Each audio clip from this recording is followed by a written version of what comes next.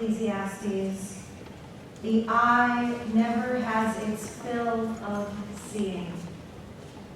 Young or old, those who depart this life never see enough of the world, never complete their task, never cherish their loved ones enough before they're called home. How they yearn for yet another respite from the final summons, and how we yearned to have them close to us for yet another challenge in our lives, yet another joy, yet another precious moment together. God, be now with all whose hearts are broken, because whenever parting comes, it still comes too soon. Console us all at this moment. Be near to us when the light seems distant. Sustain us, O God, until the time of healing. Dear friends, this is a day that I know felt like it would never come. Our beloved David Frank was seemingly in mourning. And yet, here we are. And throughout our service today, we will be honoring his incredible life. All the lives he touched, all who loved him so dearly, and whom he loved so dearly. And we will ensure that his memory is truly a blessing for us all. It's a privilege to share the Bima this morning with our cantor, Belinda Brennan, and with Rabbi Hesh Summer, who had the privilege of marrying David and Rita. He'll be sharing with us now some memories as well as a reading.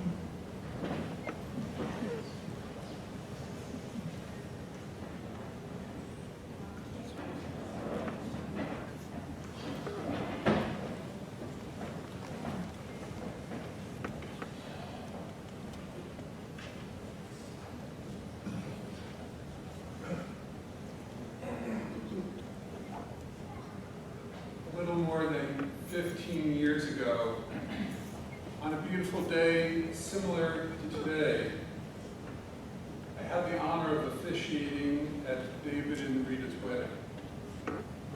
Rita was an active member of our synagogue, Temple Beth Shalom. And when she called me one day to ask me if I wasn't busy on May 30th, you know the way Rita can ask you to do something and know that she already knows what the answer is. This was in 2004. Could I perform a wedding ceremony for her and David? How could I possibly have been too busy to share in that wonderful occasion? Because I knew the unbounding joy she felt with David and he with her. On that gorgeous day, under the chuppah, this is what I said to them. David, fasten your safety belt. Because you have fallen in love with a passionate woman of boundless energy and great compassion. You, David, have caught a tiger by the tail. So get ready for an amazing ride ahead. And Rita, you have clearly found in David, I said, a man who loves you dearly, who with his keen mind, his caring heart, and his good soul, will truly be a cherished partner on your journey together. May your days and years together be filled with love, caring, and sharing. And so they have been. 15 years of togetherness, and each time I've had the pleasure of encountering David and Rita since that May day, sometimes in serendipitous encounters and sometimes for a meal together. I've always noted that David has had a huge smile on his face. It's the kind of smile that always seems to be saying, Rabbi, you were right. It has been an amazing, wonderful, joyous ride.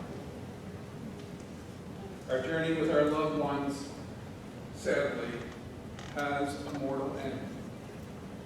But our memories of cherished moments will always be remembered as a blessing forever.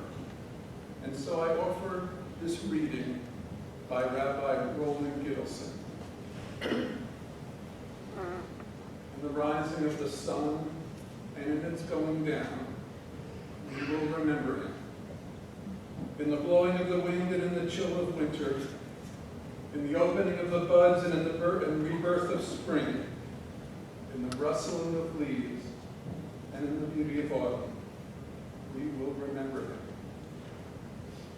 In the beginning of the year and when it ends, when we are weary and in need of strength, when we are lost and sick at heart, when we have joys we yearn to share, we will remember him.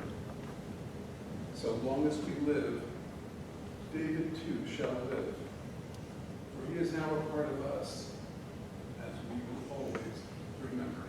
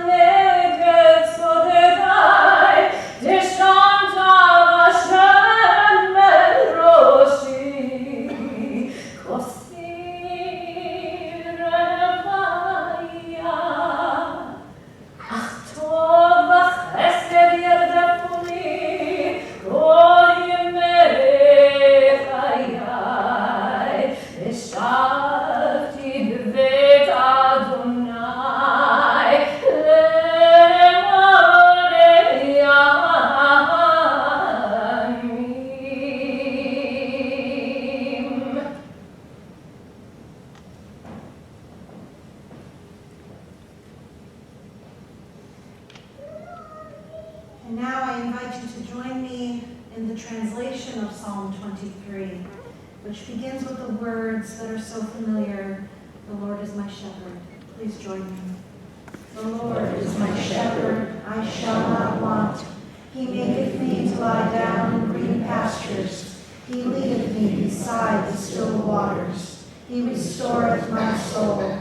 He guideth me in straight paths for his name's sake. Yea, though I walk through the valley of the shadow of death, I will fear no evil, for thou art with me. Thy rod and thy staff, they comfort me. Thou preparest a table before me in the presence of mine enemies. Thou hast anointed my head with oil, my cup runneth over. Surely goodness and mercy shall follow me all the days of my life, and I shall dwell in the house of the Lord forever.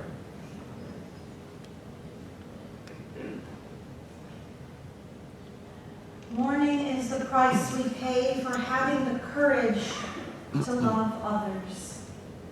Even in grief, we know that the wonder of human life is too complex, too magnificent to be memorialized in endless pain. The gifts of spirit our loved ones gave us cannot be measured or weighed, nor can they be lost or even tarnished by time. Even in our darkest hours, we know that some of their light and their warmth will always be with us, bringing comfort and courage, and in the fullness of time, we pray healing and peace. In just a moment, we are going to take some time for silent remembering of our own precious times with David. Following our silent reflection, dear family friend of David and Rita, me, Haley, will be sharing a selection from the Moonlight Sonata. We pray silently.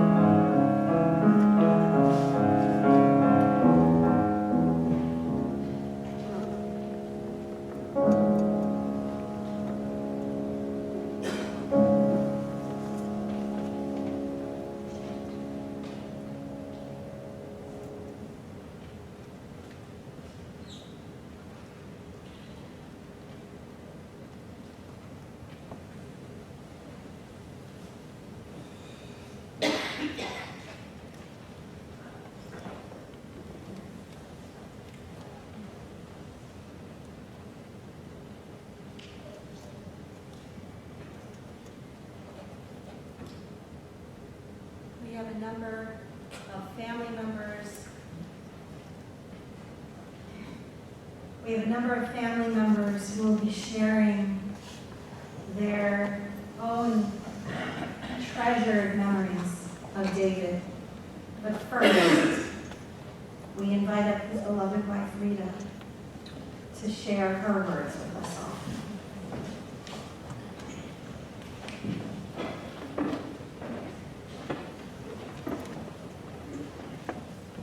I'm speaking this morning, though it's sad and difficult, because for the last 15 years, who knew David better than I?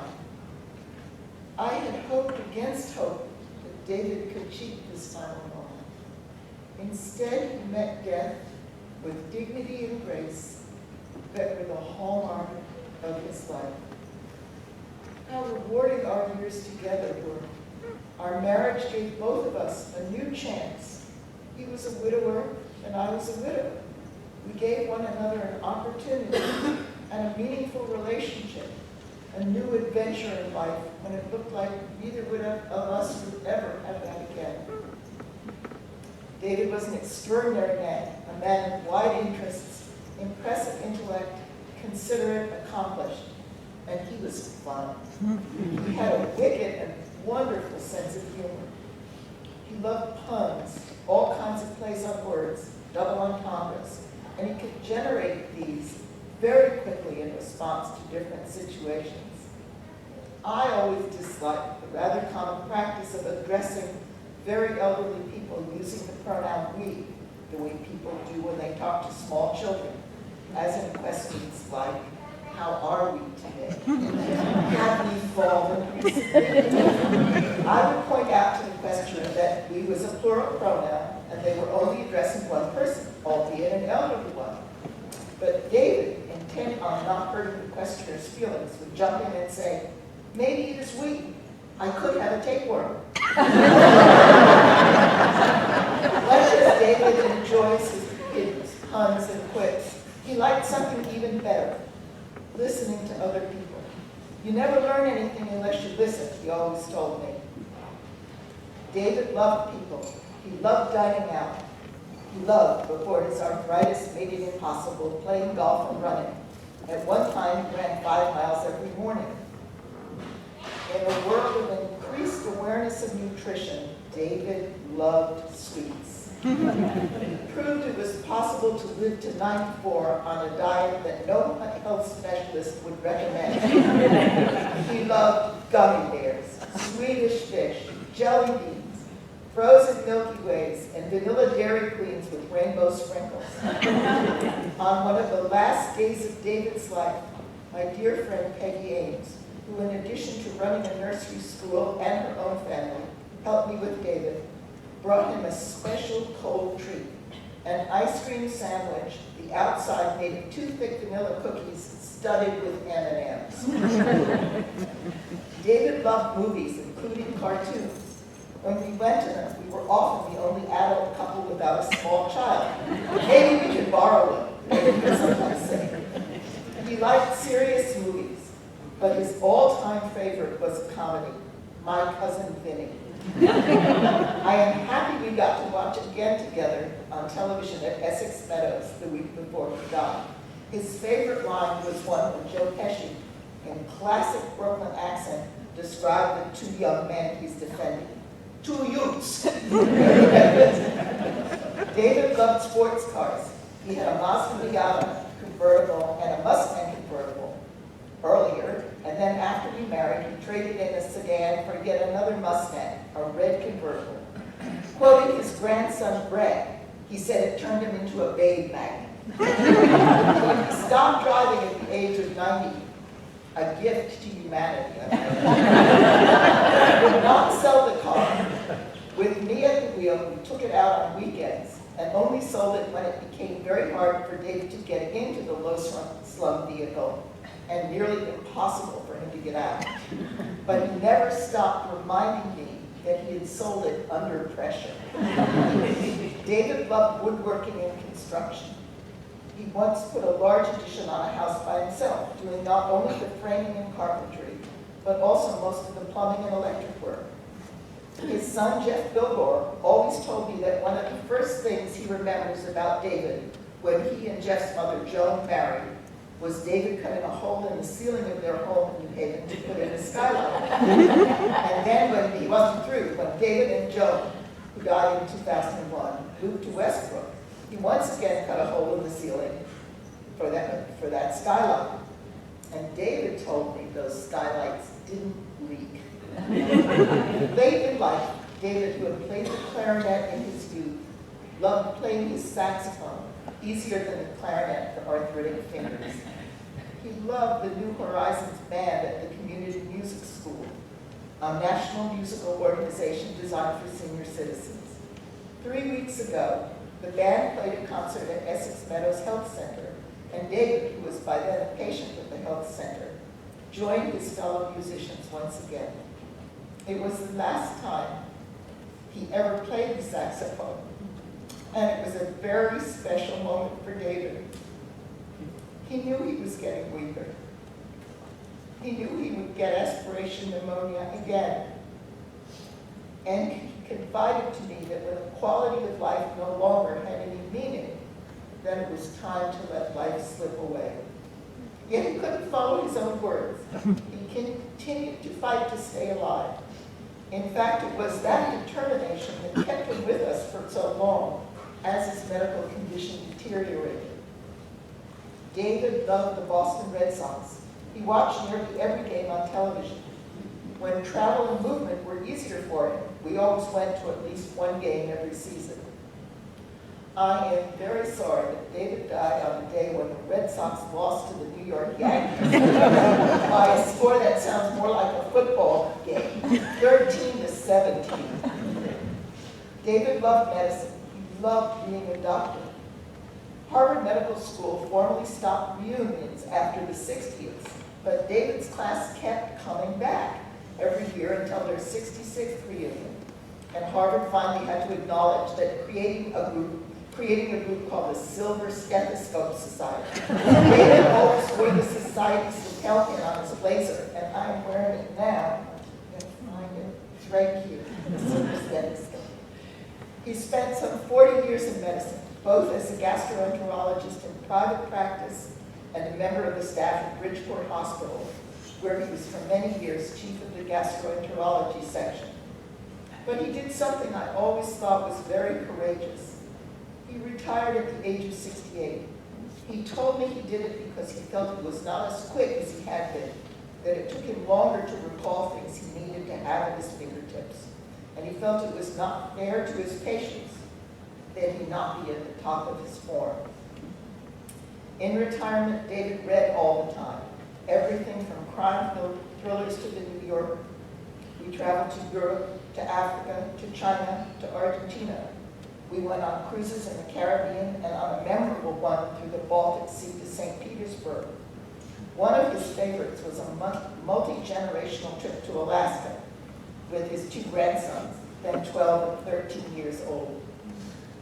David loved life. Even in old age, he embraced new experiences. He loved going to local concert series and to the musicals at the Goodspeed. He loved trying new restaurants, meeting new people, and seeing old friends. He loved hearing about his children and his grandchildren and his one great grandson. He went to their music recitals, their concerts, their graduations, their sports. He went even when he didn't understand what was going on. For the last several years, he bundled up in winter for youth ice hockey, though he confided to me that the rules were always somewhat mysterious to him.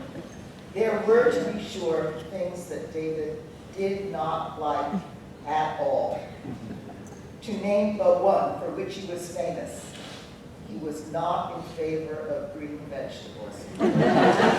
When we ate lunch at Simon's in Chester, before the steps became too much for him to navigate, they informally named a sandwich after him, the David. It was crisp bacon and tomato, heavy on the mayo, but never a piece of lettuce. Every once in a while, David would protest that he really did like vegetables, but they usually remained uneaten on his plate. David was constitutionally cheerful, even in the face of some of the medical problems that beset him, especially post-herpetic neuralgia, a complication from shingles, which leads to permanent and debilitating nerve pain.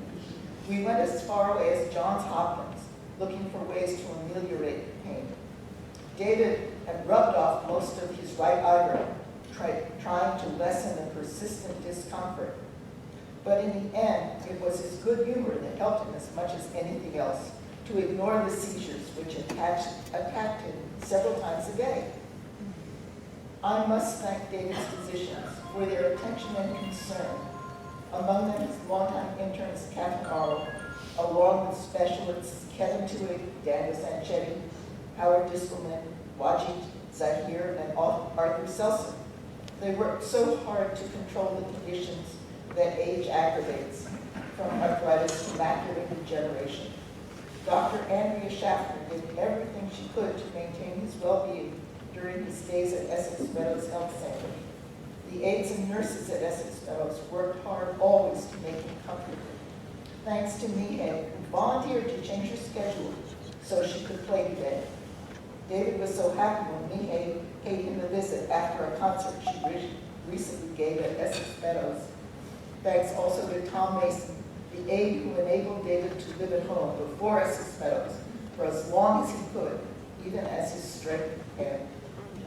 I am deeply grateful to Rabbi Bellows, who was always here for me as I dealt with David's long illness, and Rabbi Hesh Sommer, who married us and has always been a source of strength.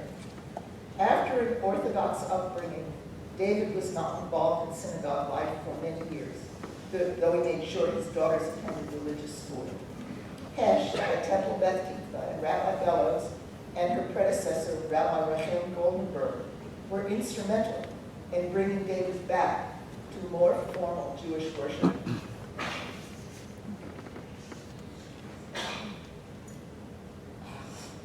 Peggy Ames and the entire Ames family, Al, Patrick, Grace, and Charlie, have been my strong arms and emotional supports in dealing with the ups and downs of David's health crisis. He loved them all, as I do.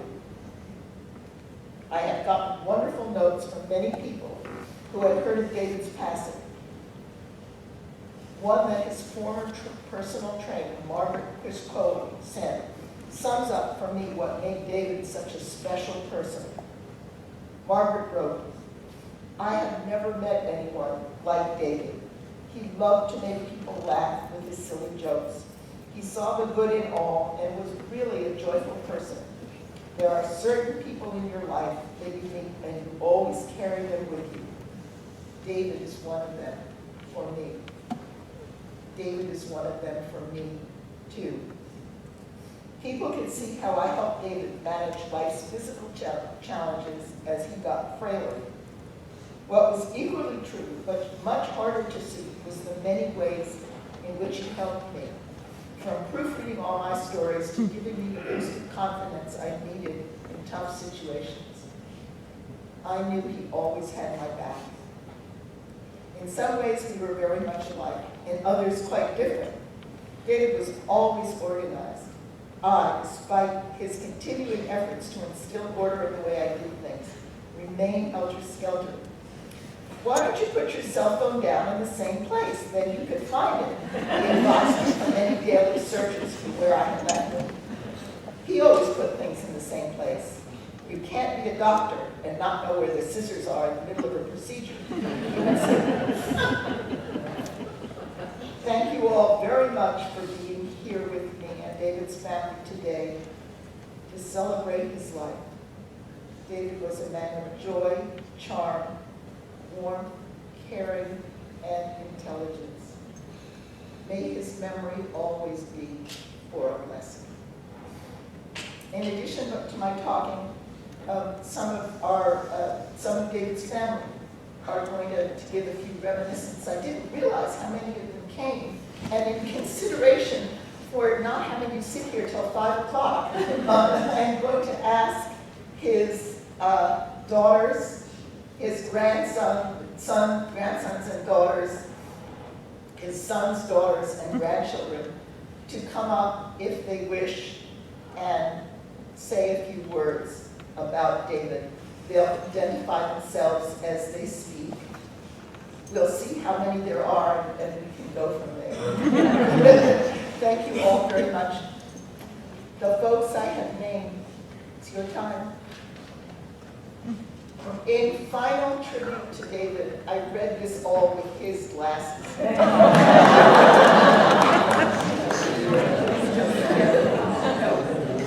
Susan and Ellie, why don't we find them? I can go, of course I couldn't find my glasses.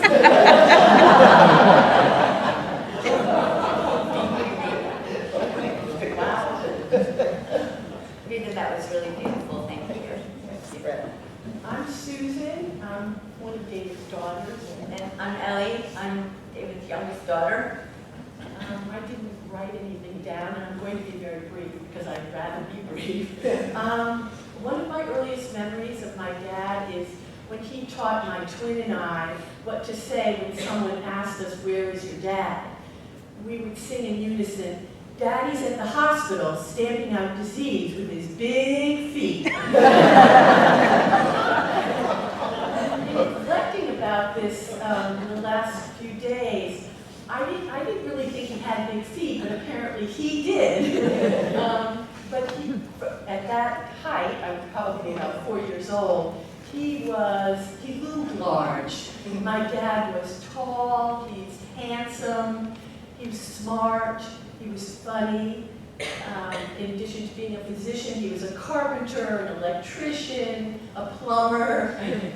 He was a golfer, etc., etc. Especially as a parent, I just want to say a few things. My dad really embodied two of the things that I think are most important about being a parent. One is being protective, and the other is preparing children for life. And I just, as a protector, he followed us around every Halloween. He didn't let us go out in the dark by ourselves. But I was also thinking he might have been along for the ride because there was, of course, some candy and so on. As far as preparing, when I was in college after my first semester, I came home with this big pitch to ask him to increase my monthly allowance. And after I spoke, he just sat there and really just acknowledged that he understood what I was struggling with, and that was pretty much all he did. At first I have to admit, a bit disappointed, but then I did feel good about it because I realized that I could find a solution for myself. And when I went back to school, I got a job in the bakery, and I was fine. Just one other thing about allowance. He always told us that part of earning our allowance was to laugh at his silly, corny jokes. I believe it. I'll pick up on that. In fact, one of our dear friends of the family who was still close to me, Betsy Hennessy, was over for dinner one night, and she heard that my father gave us our allowance for laughing at his jokes. So we told a joke, and she laughed, and she held out her hand.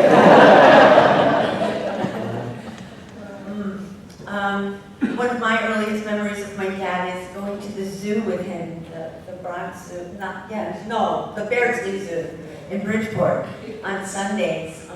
And also I have the memory of him being large and, holding a big hand when I was, yay tall. I used to draw him as a stick figure with his hair sticking up. If you all remember, he used to have what we call the crew top, now is a flat top, for many, many years. And he had that since he was in the Army. Another thing that Mihei reminded me of is that my father taught me passion for music. I played the piano a lot of my life, and when I was in high school, I used to practice in the evening, and the piano was right next to my dad's desk, and he would be reading his medical journals. And after I finished a piece, he would always say something of encouragement, like, that was great, Ellie, play again. Or, wow, you really come a long way with that.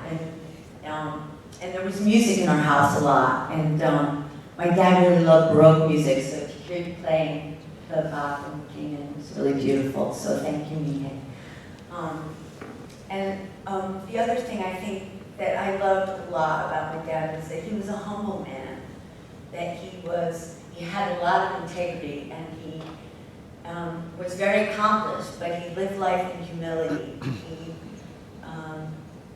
He was right-sized. He didn't think he was better or less than anyone else.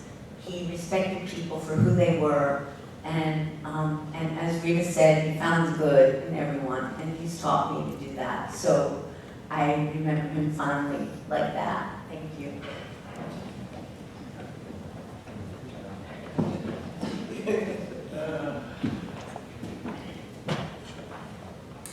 I came second, but I'm going first. I'm Jeff Gilmore. I'm David's stepson, brother of Brad, father of Andrew and Kate. You're going to have to forgive me. When Rita and I were talking the other day, we were talking about trying to, all of us should do this on Post-its. Keep it brief. And one became two, and two became three. And I just can't cover 42 years of thoughts in Post-it. So I'm glad that in my English classes I learned about commas and semicolons and run-on sentences. So what I'm going to try to summarize in 4 or 5 points is 4 decades of loving and love from David Frank and what it meant to me. As Rita pointed out, I still remember the first knock on the door when David introduced himself to me and he told me that he loved my mom. The next thing I knew, he was cutting holes in the ceiling. He was cutting skylights in the roof of the house I grew up in. David taught my moms what it meant to be loved and what it meant to be in love again. David taught me, and he taught all of us. He always believed in letting more sunshine for everyone's life. In a life lesson, he opened his heart and his mind to me, to Brad, to all of our family. And then he did the same to Rita and her family. He rarely held a grudge, and he always treated everyone with kindness, respect, and grace. 2, I can still see him reading funnies to Andrew and playing with Kate. He did the same with Jay, who came first, and with Brett and Jeffrey and Hannah and Emily, and then now with all Rita's grandchildren. He taught by example what it means to be a great grandfather, and he continued it with Paxton when it became an official title. David showed us all that Peter Pan was right, true and wise, never grow up. Once we got to Westbrook, David and I took countless walks to the point and back where David shared his wisdom and his humility. We ran lots of miles together, training for the 4 20K half marathons that we ran together. David lived and showed me the value of hard work and what it means to cross the finish line with a smile. 18 years ago, Mom passed away, and an angel named Rita spread her wings, came off her spinning bike. She showed David what it meant to be loved and in love again. Rita showed us that life is indeed a circle. It was a Lion King moment. And in life, it's not what you take, it's what you give, and what you share with those you love. It's a true thing of beauty. And David and Rita remained dear and close friends, with my mom's soulmates, Phil Smith and Joan Palin. And to this day, they're still dear friends. And David's in all their hearts forever. It's simply forever. As a doctor, I saw the love and respect that David had in his practice. He saved lots of lives and he made lots of people up. But as a gastro guy, he had his own plan and his own rules. As Rita said, food should not be green. The best sandwich that I never heard of was a pear sandwich. 2 pieces of bread or a bagel with nothing. 6 months ago, Rita called and said, get up here fast. And it's really very weak. He's not doing well. He's not eating. I asked, what's he eating? He said, Essex food. I said, well, so I got in the car in New York and I drove up. I bought a bag of marshmallows, 2 plain crullers and jelly donut. Got there, we gave it to him. 2 hours later, the doctor said, you freaked out. I said, well, okay. Maybe that's his own doctor. And it worked. So for the last 30 years, I've been quoting David. Sarah, we were talking about this yesterday. David often said, if you listen to the doctors and follow all the rules, you don't listen, you don't do that, you're going to live next week.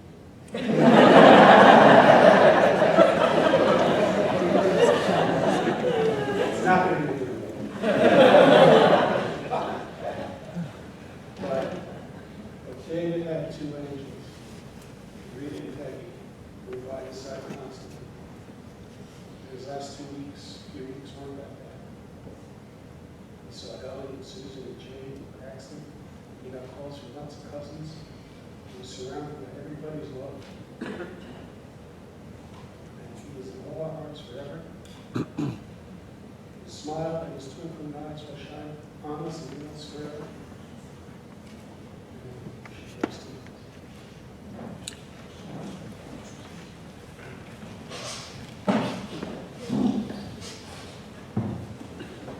Wow, that's a tough act to follow. I listened to Rita.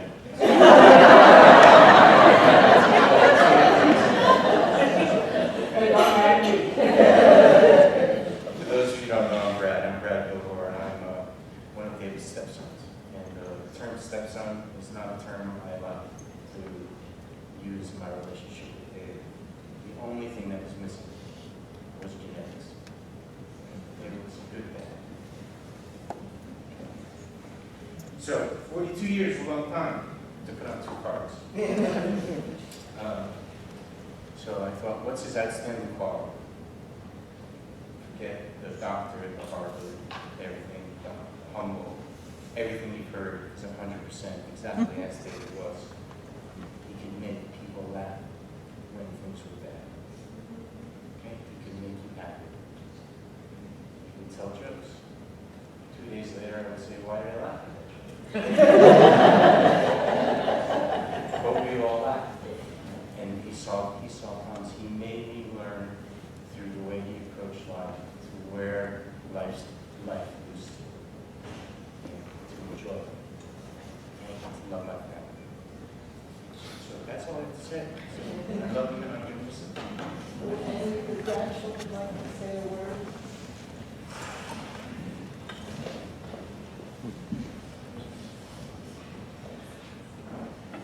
I'm Emily, I'm Brad's daughter, and David's granddaughter, and my earliest memory of him, which I think perfectly captures his personality, is how he would let me and my sister Hannah tie his hair up and paint his nails over and over again, as many times as we wanted, and he's always do it with a smile on his face. So thank you, David.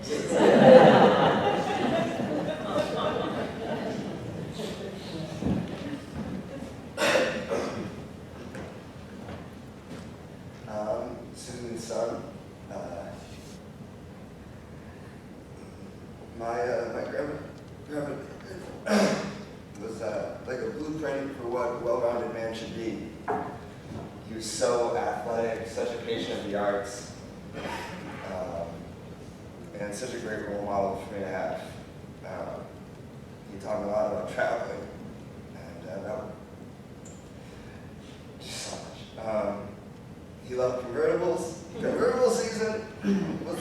Patrick's Day to Thanksgiving. And he, like Jeffrey said it best, I think, he taught us all about being grown up without really growing up. And that meant a lot to me. And I'm going to miss him. Hi, I'm Hannah. I'm Brad's oldest daughter. David always used to say, sorry, life is so short, so you should always eat your dessert first. And I think that really his secret was that is the key to a long and happy life, is to do the things that you enjoy. And, just love everybody. He was so great. Sorry.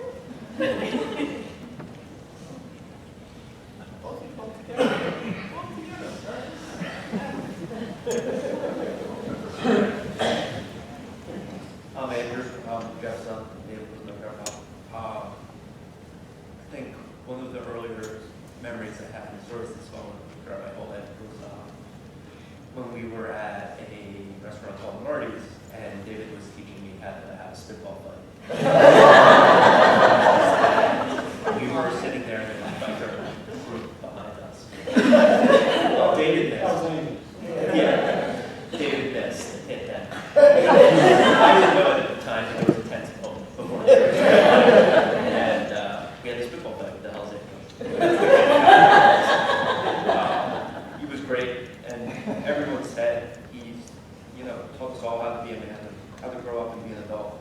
And the fact that he lived his life just letting the little things go and replacing that stress with fun. Well, I am Sandy. I'm Rita's eldest son, and it's great to be up here with one of David's grandchildren because I think for me, I really see David as a grandfather. He was, sorry, I didn't actually think it would be so emotional. He was there when both of my children were born.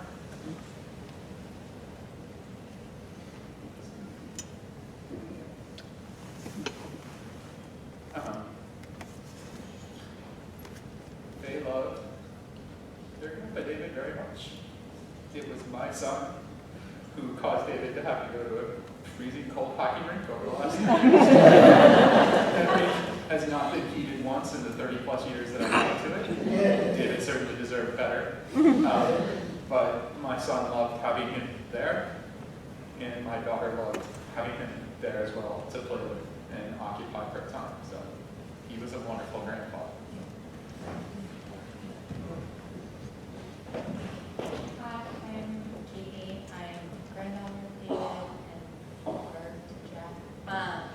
One of the things that I was thinking about was just like all the time that we spent on the beach with David and Joan and being out on the boat and all of these just tidbits of just joy in all of these different places. And then I was trying to think about what's like the moment that captures this environment that he's able to cultivate with his family and loved ones. And I just remember running up these like really steep stairs up to their bedroom, and I would go up there because they had sodas and candy on either bedside table.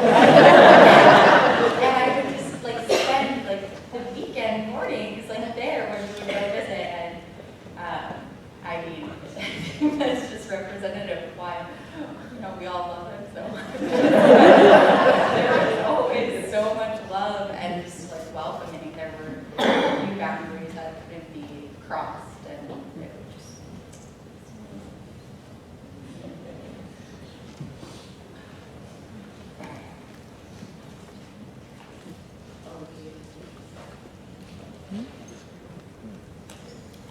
I'm Jade. I'm the first grandchild. And I'm also the mother of Paxton, who's fondly called, who's what is my great-grandmother or the great-grandmother. piggybacking off what Katie just said, I was also very young, run up the stairs at the same house. He warned not to fall through because they were slats. But go up really, really early in the morning, and Joan would still be sleeping, typically. But I knew I would find my grandfather awake in his office, which was also a closet. And he would bring me into the bathroom, which had 2 toilets, one was normal size and one was gigantic, and make coffee. Would give me some, I don't know if I ever.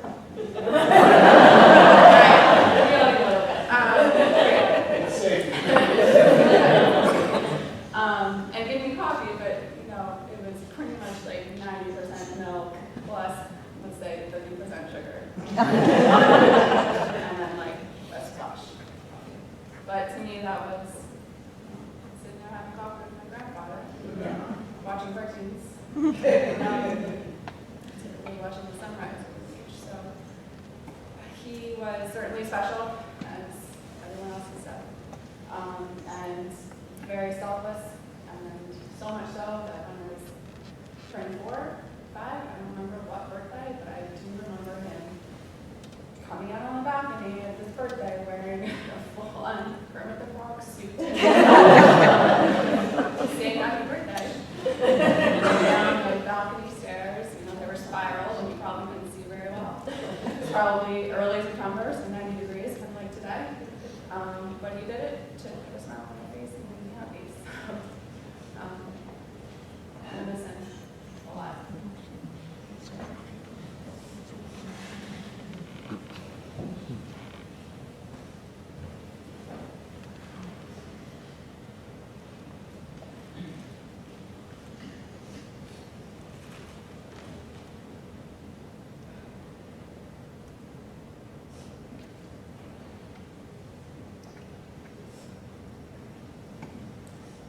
Thank you all for such incredible memories. It says so much about David's life that we have spent so much of this service laughing. There's something about him that seems to indicate that he was an old soul, meaning he was very wise and he knew what was truly important in life. And he brought that and those values to everyone. That joy, that love, that excitement at every day, at every moment, at every experience. And as I look out at so many of you who are here, especially his family, you are his legacy. You are the gift to the world that will continue from David to us all. As we continue to always remember him and tell stories about David and treasure our experiences with him, you carry on the best of him as well. And I know, without a doubt, Zichrono Livracha, that his memory will always be for a blessing.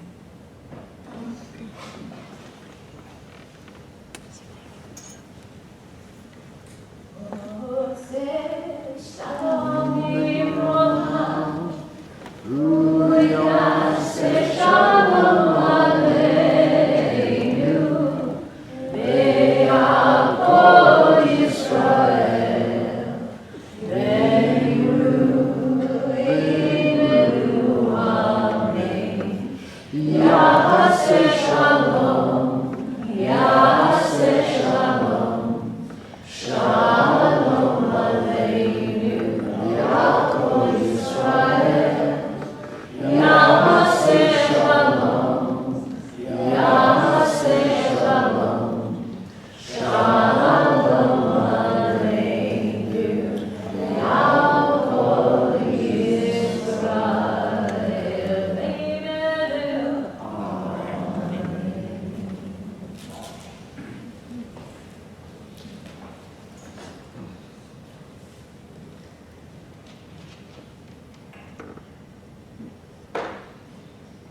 Before our service concludes with the the chanting of El Malei Rachamim, our Jewish prayer of grief and of mourning, where we ask God to wrap God's wings around David's soul and always protect it.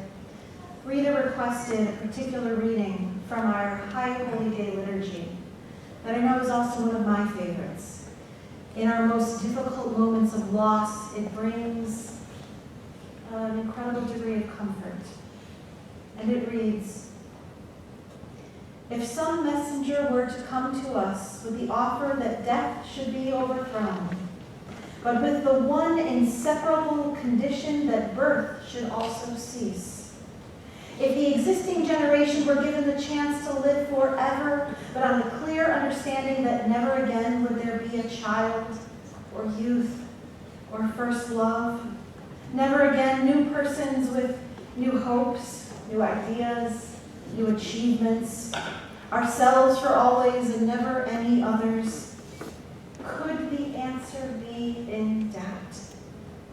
When we fear death's decree, let this bring us solace. The memory of loved ones who have gone before us, a vision of generations to come, through whom we reach far into the future, beyond our own lives. Let us treasure the time we have and resolve to use it well, counting each moment precious, a chance to apprehend some truth, to experience some beauty, to conquer some evil, to ease some suffering, to love and be loved, to achieve something of lasting worth. There is promise within each of us that only we can fulfill. Let us live our lives so that someday it will be true to say of us, the world is a little better because, for just one moment, they lived in it." And now all who are able are invited to please rise.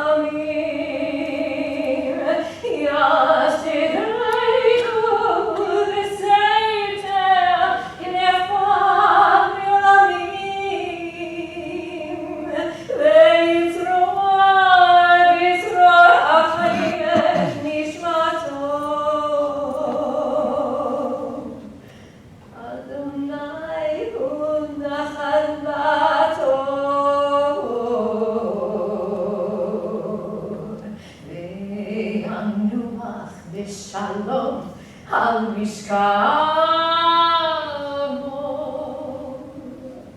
v'nomar Amen.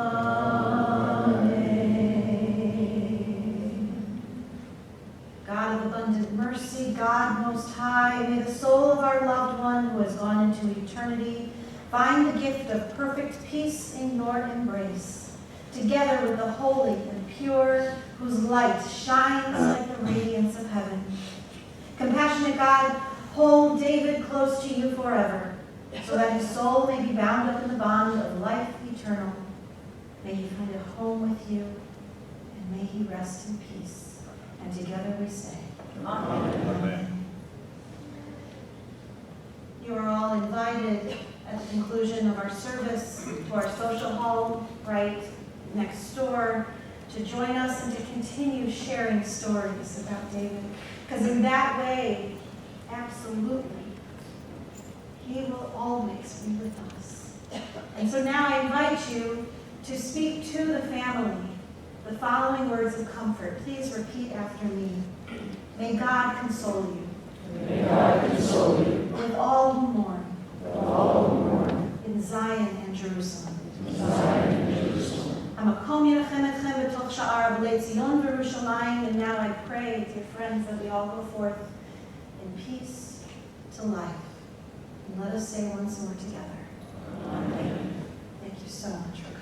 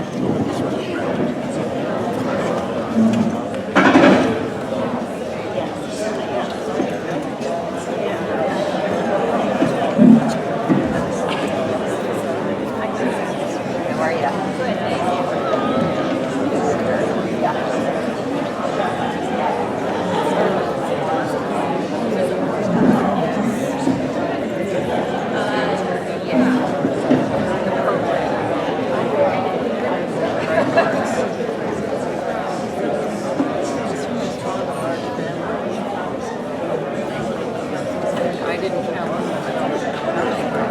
count.